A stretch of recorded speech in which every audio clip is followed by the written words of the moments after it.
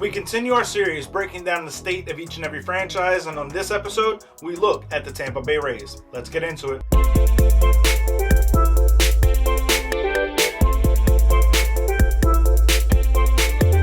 What's going on, baseball fans? Jeremy Laracuente here for the Baseball Banter Broadcast, and as I said in the open, today we break down the state of the franchise for the Tampa Bay Rays.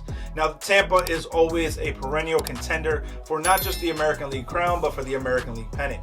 And this year seems no different for what they're able to do. Now, as we look at the two big acquisitions that were made, in my opinion, by the Tampa Bay Rays, Corey Kluber and Brooks Riley were brought in to add to this pitching staff. Now, there's going to be a lot of questions as to what the staff is going to be able to do, but each and every year we see what Tampa is capable of. Now, as we look at the 2022 X Factor for me on this Tampa Bay Rays squad, I believe that it is their general manager, Erik Neander. When you look at what Tampa has done over the course of the last several years, they're constantly a contender, but those on the outside never really know what they have in their rank. They seem to find superstars to blossom every single year. The depth of their farm system seemingly has no end. When they trade away a player or they lose him to free agency, they bring someone up to replace him and does almost as well, if not even better. So this franchise constantly is overturning and evolving, but they always seem to do well each and every single year. Now, as we break down the state of the pitching staff for the Tampa Bay Rays, I want to give it a B overall grading. While, again, there's no huge names that you would think of outside of the former Cy Young Award winner, Corey Kluber, who is now a little bit older and a little bit more towards the back end of their rotation, this is going to be a squad that constantly is interchanging and intermixing parts. The mixing and matching, the platooning, the splits, and all of the opener strategies leave Tampa Bay with one of the most dynamic and different styles of running a franchise in the pitching staff. Kevin Cash, the manager, is constantly changing and moving pieces about, and this kind of overture usually falls into the unsuccessful category. But for the Tampa Bay Rays, it is without question a strategy that works. Now, as we look at the state of their offense, again, another B grading for me. I think that, again, it's more the sum of the parts as opposed to the individual superstars. But there are some very, very talented pieces on this roster.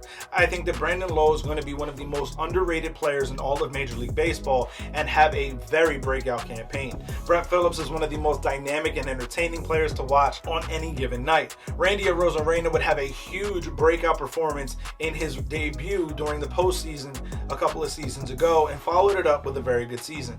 He could also find himself playing towards the superstar level category. So there's a lot to like with this franchise, and as we look at the state of the franchise, this is an A+ franchise. Again, there never seems to be a sense of panic or wonder when they lose players or trade players away. They're constantly moving pieces around and moving players around, and yet find the utmost level of success each and every single year. So without question, this is an A+ level franchise for the mixing and matching that they do, but being able to stay a perennial contender each and every single year. Now, my bold prediction for the Tampa Bay Rays is that I believe they will finish in third place in the AL East rankings, but still make the postseason.